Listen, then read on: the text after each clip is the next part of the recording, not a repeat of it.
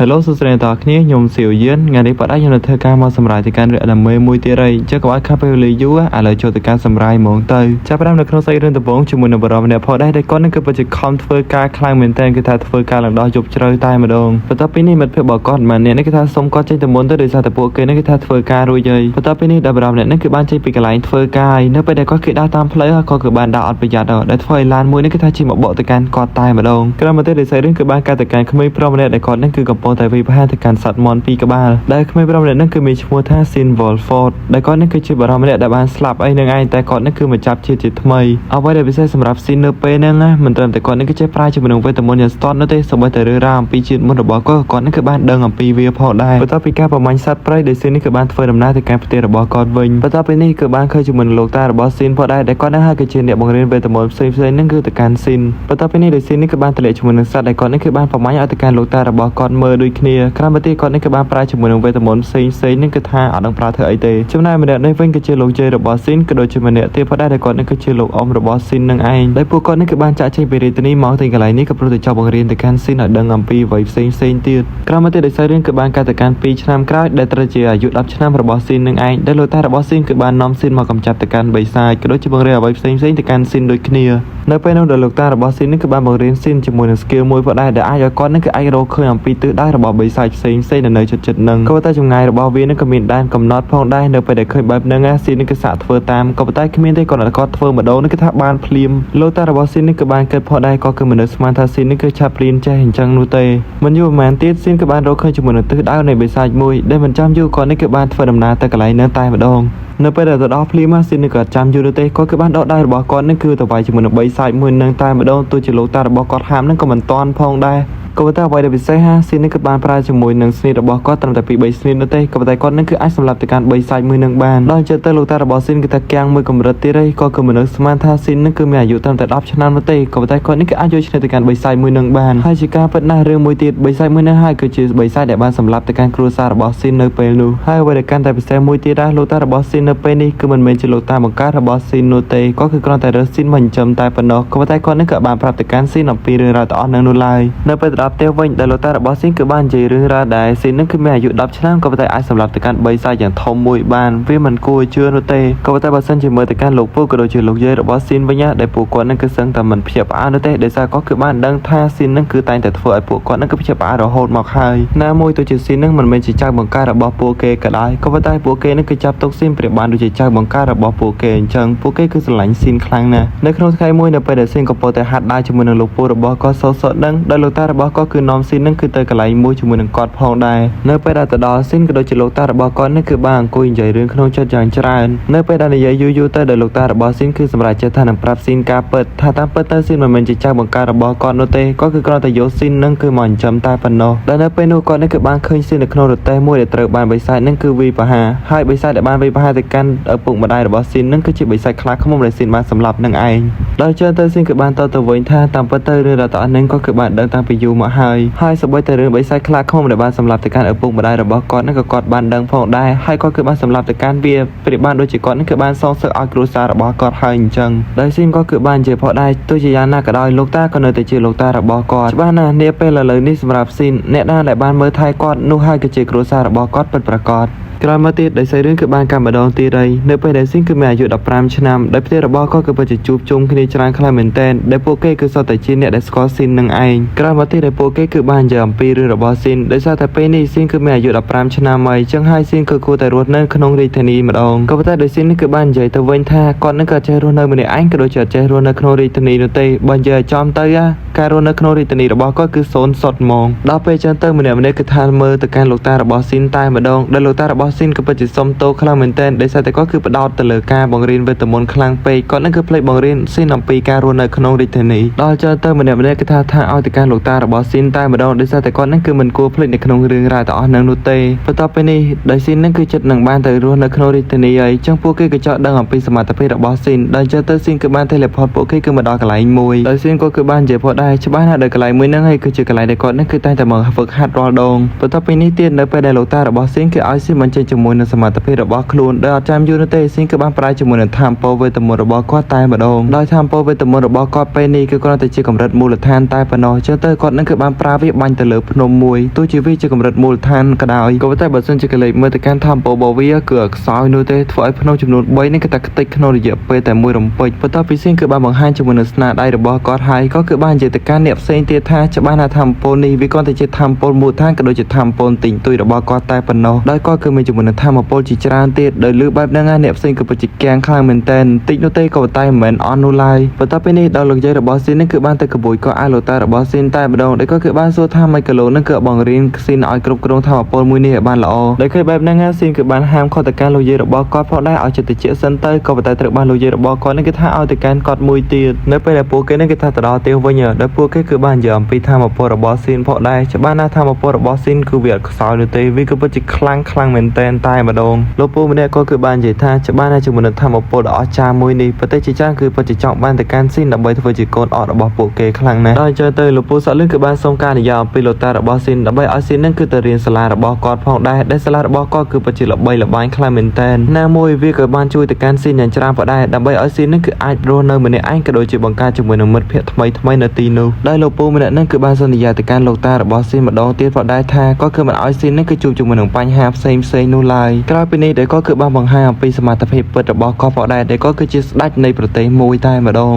អញ្ចឹងទៅតែធ្វើឲ្យស៊ីនក៏ពិតជាកាំងខ្លាំងមែនតែមិនត្រឹមតែប៉ុណ្ណោះទេនារីដែលនៅចិត្តនឹងម្នាក់ទៀតនាងគឺជាមេតបដាវដែលខ្លាំងជាងគេនៅក្នុងរាជធានីចំណែកឯបរិមម្នាក់ទៀតនឹងដែលក៏គឺជាអ្នកដែលប្រើវេទមន្តដ៏ខ្លាំងជាងគេនៅក្នុងរាជធានីផងដែរសូម្បីតែលោកអ៊ំរបស់ស៊ីនដែលជាអ្នកបង្ហាត់ស៊ីនរាល់ម្ដងហ្នឹងក៏ជាអ្នកខ្លាំងម្នាក់នៅក្នុងរាជធានីផងដែរគាត់នឹងគេថាចូលនិវត្តន៍បាត់ហើយក្រោយពីនេះដោយលោកអ៊ំរបស់ស៊ីនគឺបាននិយាយអំពីរឿងមួយផងដែរនៅពេលនោះនៅក្នុងរាជធានីគឺមានជាមួយនឹងការវិភាគគ្នារវាងមនុស្សជាមួយនឹងបីសាច់ម្នាក់ផងដែរដោយនៅក្នុងគណៈពេលហ្នឹងសង្ឃឹមរបស់គាត់គឺសឹងតែលូតបាត់ទៅហើយក៏ប៉ុន្តែដោយលោកតាក៏ដូចជាលោកយាយរបស់ស៊ីនហ្នឹងគឺមកជួយទៅកាន់គាត់តាន់ពីអតីតកាលដោយលោកតាក៏ដូចជាលោកយាយរបស់ស៊ីនហ្នឹងគឺមិនមែនជាមនុស្សធម្មតានោះទេដែលពួកគេគឺជាអ្នកដែលប្រើវេទមន្តដ៏ខ្លាំងក្លាដោយមិនចង់ខាតពេលវេលាយូរលោកតាក៏ដូចជាលោកយាយរបស់ស៊ីនហ្នឹងគឺបានរួមដៃគ្នាក៏ដូចជាបញ្ចេញជាមួយនឹងធម្មពលរបស់ពួកគេដើម្បីវិភាគជាមួយនឹងបីសាច់មួយហ្នឹងដែលមិនយូរប៉ុន្មានពួកគាត់ក៏អាចវិឈ្នះទៅកាន់បីសាច់មួយហ្នឹងបានដោយជោគជ័យទៅដោយសារតែលោកពូរបស់ស៊ីនគឺយកពីរឿងរ៉ាវទាំងអស់ហ្នឹងដែលធ្វើឲ្យលោកតាក៏ដូចជាលោកយាយរបស់ស៊ីនគឺពិតជាអៀនខ្លាំងមែនទែននៅពេលដែលពួកគេគឺនិយាយគ្នាយ៉ាងច្រើនរួចមកបន្ទាប់ពីនេះនៅពេលដែលស៊ីនហ្នឹងគឺថាធ្វើដំណើរទៅកាន់រាជធានីវិញម្ដងនៅពេលដែលលោកតាក៏ដូចជាលោកយាយរបស់ស៊ីនហ្នឹងគឺបានបង្ហាញការរបស់ពួកគេដែលធ្វើឲ្យសន្តិសុខគឺពិតជាផ្អែកខ្លាំងមែនទែនដោយសារតែនេះគឺជា idol របស់ពួកគេចំណែកឯមនុស្សនៅក្នុងរាជធានីវិញនៅពេលដែលឮបែបហ្នឹងពួកគេគឺបានដឹងថា idol របស់ពួកគេហ្នឹងគឺថាបានមកហើយអញ្ចឹងទៅពួកគេគឺរត់មកទីកន្លែងហ្នឹងតែម្ដងក្រោយមកទៀតដោយស៊ីនក៏ដូចជាលោកតាលោកយាយរបស់គាត់ហ្នឹងគឺបានមកដល់ផ្ទះមួយទៀតរបស់គាត់ហើយដែលនៅទីនោះគឺពិតជាមានអ្នកបម្រើច្រើនខ្លាំងមែនទែនដោយសារតែរឿងរ៉ាវទាំងអស់ហ្នឹងហើយទៅធ្វើឲ្យស៊ីនហ្នឹងគឺរៀបភ្ញាក់ផ្អើលផងដែរដោយសារតែគាត់ហ្នឹងក៏ដែរឃើញជាមួយនឹងរឿងរ៉ាវទាំងអស់ហ្នឹងនោះទេបន្តមកទៀតដោយសាររឿងគឺបានកាត់ម្ដងទៀតហើយនៅពេលដែលស៊ីនហ្នឹងគឺថាដើរលេងសប្បាយនៅតាមរាជធានីវិញនៅពេលមួយនៅពេលដែលស៊ីនគឺបានដើរកាត់កន្លែងមួយក៏គឺបានឃើញជាមួយនឹងបរិប3នាក់គឺបានហុំព័ទ្ធទៅកាន់នារី2នាក់ដូចគ្នាដែលពួកគេហ្នឹងគឺកំពុងតែធ្វើបាបទៅកាន់នារី2នាក់នឹងឯងដោយឃើញបែបហ្នឹងស៊ីនក៏អត់ចាំយូរទៀតនោះទេដោយគាត់នេះគឺបានដើរចូលទៅដើម្បីជួយទៅកាន់នារី2នាក់នឹងផងដែរក៏ប៉ុន្តែត្រូវបាន3នាក់នឹងគឺថាមើងងាយទៅកាន់គាត់តែម្ដងក៏ប៉ុន្តែគ្មានទេបរិប3នាក់នឹងគឺបានតអ៊ូតនោះទេនៅពេលដែលវិភាគមែនតែណាគឺថាគ្មានគីឡូអីជាមួយនឹងស៊ីននោះឡើយទោះជាគេនឹងគឺប្រើជាមួយនឹងកបិតក៏ដោយបន្ទាប់ពីស៊ីនគឺបានជួយទៅកាន់នារី2នាក់នឹងហើយដែលនារីសពកំហុសម្នាក់នេះគឺបានរត់មកអរគុណទៅកាន់គាត់ដូចគ្នាដោយស៊ីននឹងគឺបានមើលទៅកាន់នារីម្នាក់ទៀតគាត់តែគាត់គឺបានមើលភ្លាមគឺស៊ីននឹងគឺលួងស្នេហ៍ទៅកាន់នារីម្នាក់នឹងតែម្ដងនៅពេលដែលស៊ីនគឺបានលួងស្នេហ៍ទៅកាន់នារីម្នាក់នឹងអញ្ចឹងសាច់រឿងនៅក្នុងអេពីសូតមួយនេះក៏បានចប់តែត្រឹមនឹងផងដែរបន្ទាប់ពីនេះនៅពេលដែលពួកគេនឹងគឺថាមកញ៉ាំអីនៅក្នុងហាងមួយដោយពួកគេទាំងពីរនាក់នឹងគឺបានណែនាំឈ្មោះផងដែរដែលម្នាក់ស្រីសក់ខំនឹងគឺមានឈ្មោះថា Maria ចំណែកឯនារីដែលមានសក់ពណ៌ខៀវវិញគឺមានឈ្មោះថា Cecilia ដែលពួកគេទាំងពីរនឹងគឺបាននិយាយផងដែរពួកគេមកទីនេះក៏ពោលតែពួកគេនឹងគឺចង់ចុះឈ្មោះចូលរៀននៅក្នុងសាលាវេទមន្តមួយហើយមូលហេតុដែលពួកគេនឹងគឺចង់រៀននៅក្នុងសាលាមួយនឹងក៏ព្រោះតែ idol របស់ពួកគេទាំងពីរនឹងក៏ស្ថិតនៅក្នុងសាលាមួយនឹងផងដែរដោយ idol របស់ពួកគេទាំងពីរនឹងក៏មានតែគេឆ្ងាយនោះទេគឺជាលោកតាក៏ដូចជាលោកយាយរបស់ស៊ីននឹងឯងបន្ទាប់ពីនេះដែល Maria នឹងគឺបានលើកសរសើរអំពីលោក លោកតាក៏ដូចជាលោកយាយរបស់ស៊ីនដែលពួកគេនឹងគឺពិតជាខ្លាំងមែនទែនមិនត្រឹមតែប៉ុណ្ណោះទេចៅប្រុសរបស់គាត់ក៏ខ្លាំងដូចគ្នាក៏ប៉ុន្តែដោយម៉ារីនឹងក៏ដឹងនោះទេថាស៊ីនដែលអង្គុយនៅទួលមុខនេះនឹងគឺជាចៅប្រុសរបស់ពួកគេទាំងពីរនឹងឯងបន្ទាប់ពីនិយាយសំណេះសំណាលគ្នាហើយដែលស៊ីននឹងគឺសុំពួកគេទៅមុនទៅដោយសារតែគាត់នឹងគឺត្រូវប្រញាប់ធ្វើអីផ្សេងដូចគ្នានៅពេលនោះដែលម៉ារីនឹងគឺរៀនប្រអាប់ទៅកាន់សេសាលីផងដែរដោយសារតែនៅពេលនោះសេសាលីនឹងគឺអត់ដាច់ចិត្តពីស៊ីននោះទេអញ្ចឹងនេះក៏បានដឹងថាប្រហែលជាសេសាលីនឹងគឺថាលួចក្រាស់ទៅកាន់ស៊ីននៅថ្ងៃបន្ទាប់នៅក្នុងសាលារបស់ស៊ីននឹងដែលស៊ីនគាត់គឺបានដើរមកមើលឈ្មោះរបស់គាត់ថាចូលនៅថ្នាក់ណាអីចឹងទៅនៅពេលនោះដែលប្រសក់លឺម្នាក់នេះគឺបានដើរមកជិតស៊ីនក៏ដូចជាចង់រករឿងទៅកាន់ស៊ីនក៏ប៉ុន្តែត្រូវស៊ីននឹងគឺបានចាប់កាច់ដៃដល់ពេលចឹងទៅដែលបរិបម្នាក់នេះគឺពិតជាស្រែកខ្លាំងមែនតើដោយសារតែខ្មាស់គេពេកបរិបម្នាក់នេះគឺចង់រករឿងទៅកាន់ស៊ីនបន្តទៀតក៏ប៉ុន្តែត្រូវបានបរិបម្នាក់ដែលត្រូវជារាជបុត្រនេះគឺមកជួយទៅកាន់ស៊ីនតាន់ដល់ចឹងទៅបរិបម្នាក់នេះគឺអាចធ្វើអីទៅកាន់ស៊ីនបាននោះទេចំណែកឯព្រះរាជបុត្រក៏ដូចជាស៊ីនវិញគឺបានខ្លាចជាមិត្តជាមួយនឹងគ្នាផងដែរបើកលេចមើលទៅកាន់មួយចំហៀងទៀតដែលបានឃើញថាម៉ារីក៏ដូចជាសេសាលីនេះគឺបានឃើញជាមួយនឹងរឿងរ៉ាវទាំងអស់នឹងដូចគ្នាក៏តែបើសិនជាមើលទៅកាន់បារម្ភបាញ់មិញវិញដែលគាត់នឹងក៏អត់អស់ចិត្តនោះទេច្បាស់ណាស់ដែលគាត់នឹងគឺគុំទៅកាន់ស៊ីនតែម្ដងបន្តមកទៀតដោយសាររឿងគឺបានកាត់នៅពេលដែលពួកគេទាំងអស់គ្នានឹងគឺប្រឡងចូលសាលារៀនដែលពួកគេនឹងគឺថាប្រឡងធ្វើតេស្តនៅក្នុងការសរសេរបន្ទាប់ពីនេះនៅពេលដែលពួកគេនឹងគឺចូលទៅប្រឡងតេស្តនៅក្នុងការប្រើជាមួយនឹងធម៌ពលវេទមន្តវិ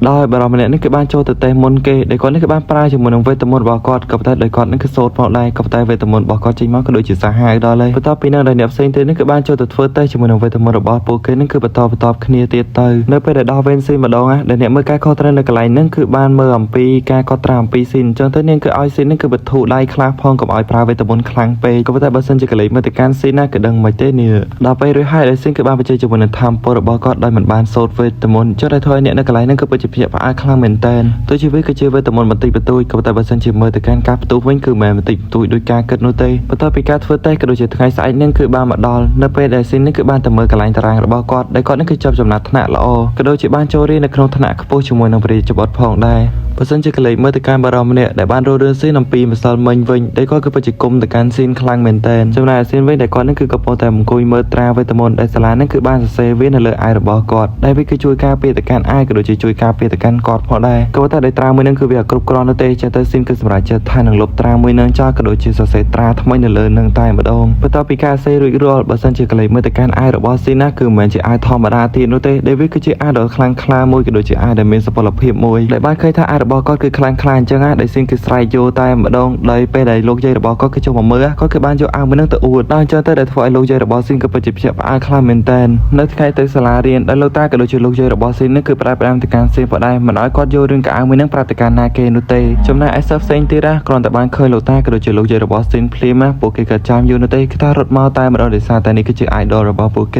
េនៅមកចូលរៀនវិញដែលអ្នកគ្រូគឺបានហៅជាមួយនឹងឈ្មោះរបស់ស៊ីនដោយសារតែស៊ីននឹងគឺទទួលបានបន្ទុកច្រើនជាងគេនៅក្នុងសាលាមួយនេះក៏ដូចជានៅក្នុងថ្នាក់ S មួយនេះផងដែរបន្ទាប់ពីស៊ីនគឺបានឡើងទៅណែនាំខ្លួនក៏ដូចជានិយាយអំពីប្រវត្តិរបស់គាត់ហើយដែលគ្រប់គ្នាគឺបានដឹងថាស៊ីននឹងគឺជាចៅប្រុសរបស់ idol ពួកគេនឹងឯងក៏ប៉ុន្តែបើសិនជាកលេចមើលទៅកាន់អាប៉ែមួយដែលបានគុំស៊ីនវិញគឺគុំស៊ីនកាន់តែខ្លាំងលើសដើមដោយសារតែស៊ីនចូលថ្នាក់ S ជឿតែអាប៉ែមួយនឹងគឺចូលថ្នាក់ A បន្ទាប់ពីការប្រជុំរួចហើយដែលលោកគ្រូនឹងគឺបានណែនាំជាមួយនឹងមិត្តរួមថ្នាក់របស់ស៊ីននឹងគឺម្នាក់ម្ដងអីចឹងទៅនៅពេលចេញលេងដែលសេសាលីគឺបាននិយាយរឿងក្នុងចិត្តរបស់នាងគឺប្រាប់ទៅកាន់ស៊ីនផងដែរដោយសារតែមានបារម្ភម្នាក់នេះគឺបានលួចតាមស្រឡាញ់នាងហើយគេនឹងគឺពិតជាបង្ខំទៅកាន់នាងខ្លាំងមែនតើហើយអ្នកដែលបានស្រឡាញ់ក៏ដូចជាបង្ខំទៅកាន់សេសាលីហ្នឹងគឺជាបារម្ភម្នាក់ដែលបានគុំទៅកាន់ស៊ីននឹងឯងដោយបារម្ភម្នាក់នេះគឺសឹងតែប៉ះទៅកាន់សេសាលីហើយក៏ប៉ុន្តែបានស៊ីននឹងគឺបានកាវះដៃទៅកាន់បារម្ភនឹងចេញហើយមូលហេតុដែលបារម្ភម្នាក់នេះគឺអាចបង្ខំក៏ដូចជានាំសេសាលីនឹងគឺទៅដេតដោយសារតែឪពុករបស់សេសាលីនឹងគឺនៅក្រោមឋានៈរបស់ឪពុករបស់គេនឹងឯងមិនត្រឹមតែប៉ុណ្ណឹងទេដែលបារម្ភម្នាក់នេះគឺបានកុហកគ្រប់គ្នាថាសេសាលីជាមួយនឹងគាត់នឹងគឺបានភ្ជាប់ពាក្យជាមួយនឹងគ្នាទៀតផងដោយលើបែបហ្នឹងសេសាលីនឹងគឺពិតជាគាំងក៏ដូចជាស្តក់ស្លុតខ្លាំងមែនតើក៏តែដល់ទាំងអស់នឹងក៏ដូចជាមិនមែនរឿងពិតនោះទេ